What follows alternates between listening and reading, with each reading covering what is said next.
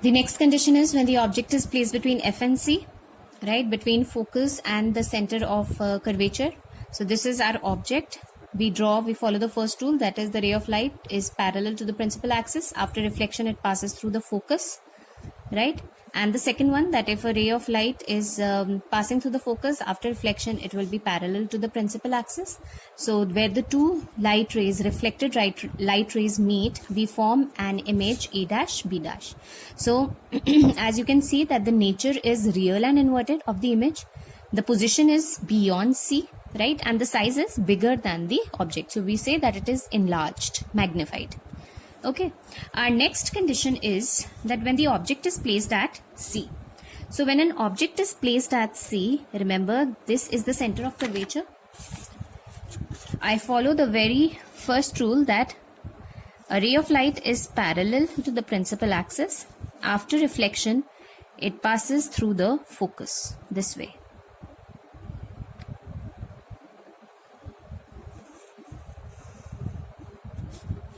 And the next one would be that if a ray of light, this is after reflection, so if a ray of light is passing through the principal focus, after reflection it will be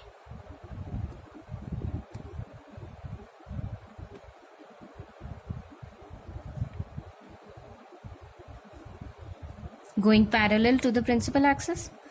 So going parallel to the principal axis, this is where the image would be formed, right?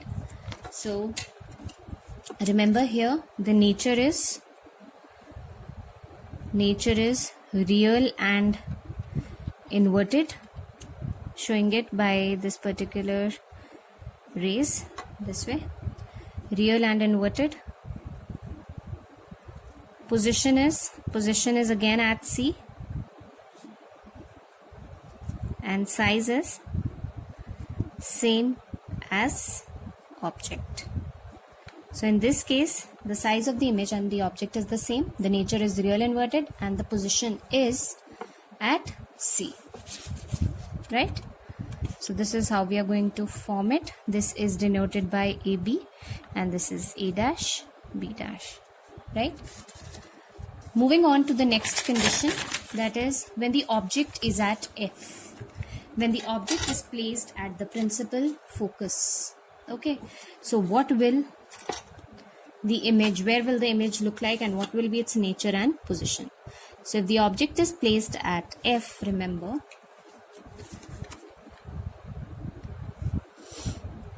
after reflection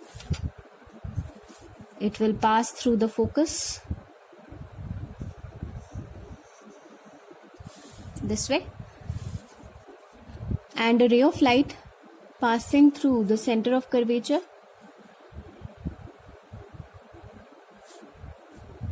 or we just say that a ray of light following the fourth rule, making angle I this way, angle R this way. So even if we extend it, both the sides, both these rays, reflected rays, if I extend it, they will be parallel to one another. They will never intersect. Okay, so if rays of light, they are parallel to one another, remember the nature would be, because it is forming below the principal axis, so real and inverted. Because the parallel rays never meet, its position would be at infinity. Okay, and size would be enlarged, because usually in case of concave mirrors the image formed is magnified. I hope that's clear, students. Our sixth condition is when the object is placed between F and P. Okay, so this is a very rare, you can say an exception to the concave mirror. Usually we have seen that the nature of the image formed is real and inverted, but only in this condition, when the object is placed between F and P, the image formed is virtual and erect. So between F and P, if I place an object over here, right, so I say that a ray of light parallel to the principal axis, after reflection it should pass through the focus this way. Okay,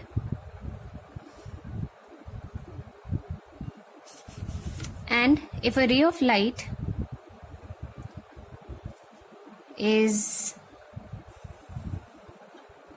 passing through the center of curvature, then even after reflection it will pass through the center of curvature this way.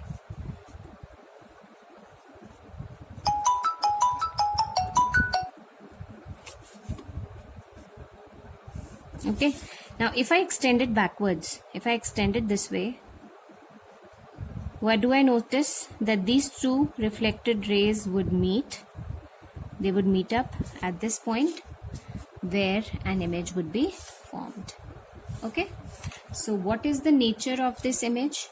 I extend this principal axis behind the mirror also. So what is the nature? Nature is virtual erect. So we say that the nature is virtual and erect, right? What is the position? Behind mirror. And what is the size? Enlarged or magnified. So this is an exception to the concave mirror. It is the only case where the image formed is virtual and erect and is obtained behind the mirror. Okay, with this we come to uses of concave mirrors. That is, where are these concave mirrors used? They are used in torches, searchlights and headlights of vehicles. Why? Because they provide a parallel beam of light. That's why. They are used in dentist mirror, right? Because in dentist mirror, if we place the tooth at F and P, a virtual image would be formed and an enlarged image of the same would be formed. They are used in shaving mirror because of the enlarged image that they produce, right? And they are used in solar cookers also, where concave mirrors, they usually converge all the light rays, the sunlight at one particular point, and they produce the heating effect, right? So these are the uses of concave mirrors here. We come to the ray diagrams of convex mirror. We'll be doing two cases here. When the object is placed at infinity. Now when the object is placed at infinity, as I've told you, the same rules would be applicable here also. So when an object is placed at infinity, remember, a ray of light parallel to the principal axis, after reflection it would diverge, right? It will diverge, and we have to make it to appear to meet. So a ray of light parallel to principal axis will appear to meet at the principal focus this way, right? Likewise, I can show another ray of light.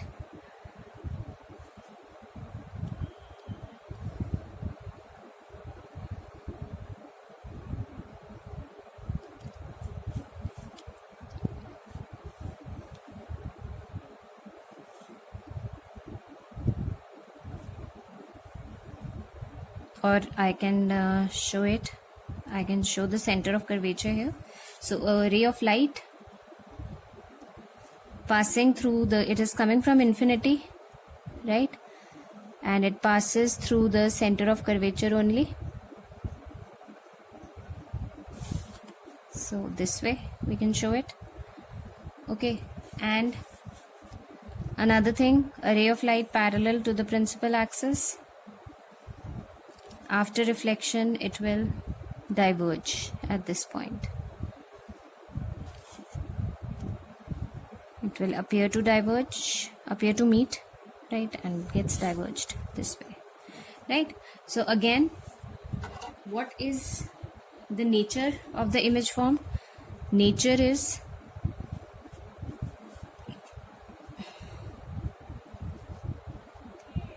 size and position, right? What is size? Diminished. Okay, nature is virtual and erect. Reason being, it is formed behind the mirror. Okay, size is diminished or small, and position is at F. So at focus of the convex mirror, the image is formed. Then we'll be discussing about the second case, which is discussed in your textbook, that when the object is placed beyond C, right? So beyond C, as we can already see here, AB is the object. a ray of light parallel to principal axis will get diverged, and when you make it, it will appear to meet at F. Then we say that a ray of light is coming from here and it is passing through the center of curvature without changing its direction. So these two rays, they meet at this particular point, right? And where they meet, we get this particular image A dash B dash. So what is the nature? Nature is virtual and erect. Position is between P and F, behind mirror. And what is the size? Size is diminished. So usually in case of convex mirror, we get smaller images. In case of concave mirror, we get enlarged images. Okay. So uses of concave mirror, it is used in rear view mirrors. Why in rear view mirrors? Because rear view mirrors are used in the vehicles to see the traffic behind, right? So in case of rear view mirrors, first of all, virtual and erect image is formed. Okay. Now when the images would be diminished, when the back traffic is diminished, smaller, it appears to be smaller in size, greater field area, the field view area would be visible to the driver. Okay. As a result, he can see easily that from where the traffic is coming from behind. Then it is used at blind turns to facilitate vision of traffic on both the sides.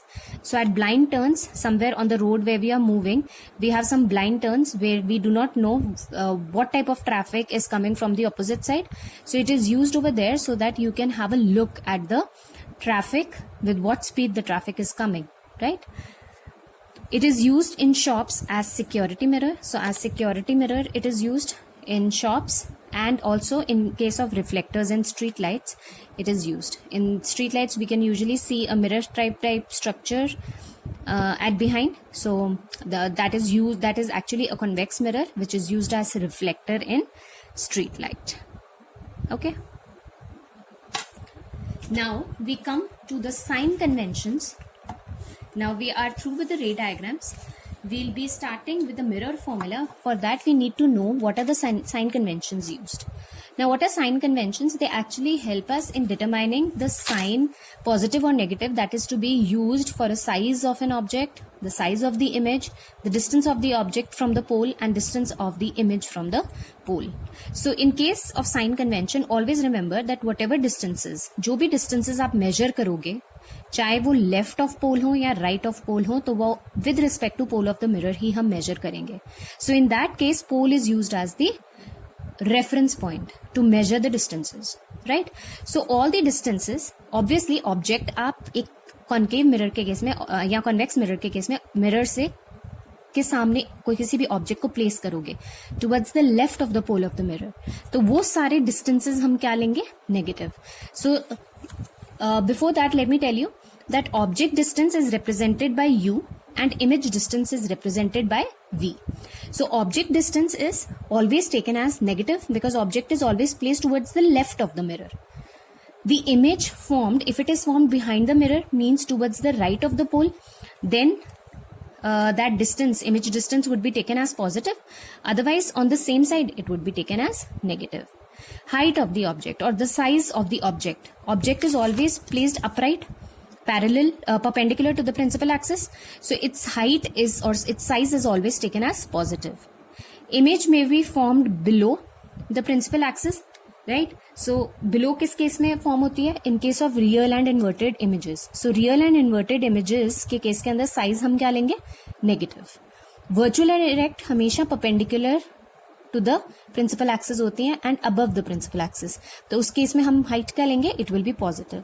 So height above the principal axis or upwards is taken as positive. Height below or downwards is taken as negative. Then object distance U is always negative. Image distance V can be positive or negative depending upon which side of the mirror the image has been formed.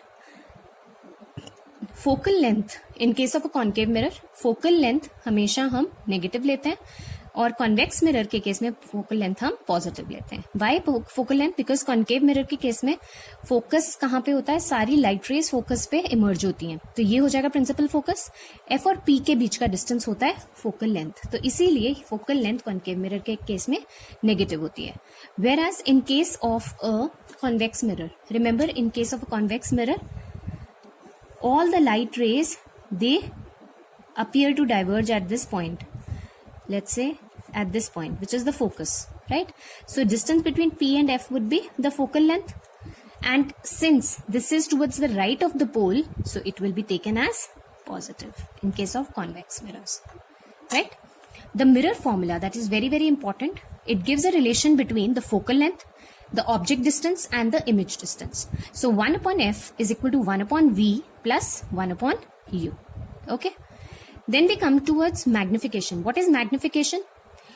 Image का क्या size है as compared to the size of an object is its magnification.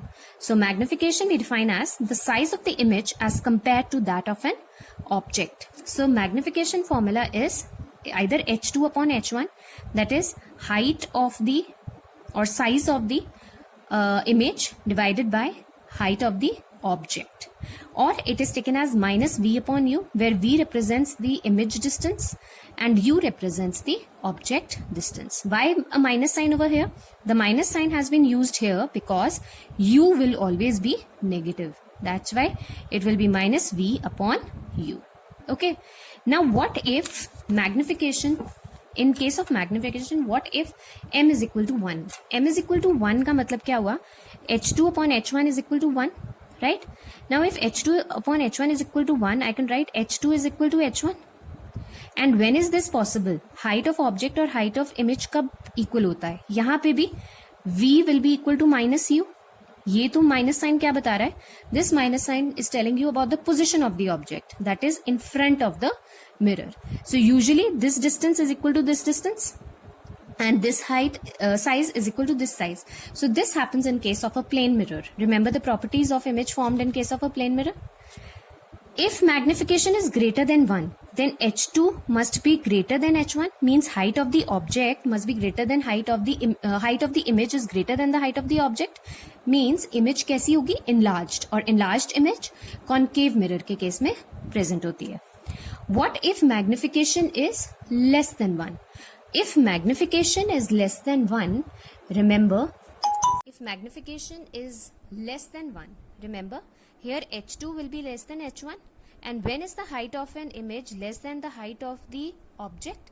In case of a convex mirror. Because in case of a convex mirror, smaller images are formed. So this is why we take h2 less than h1.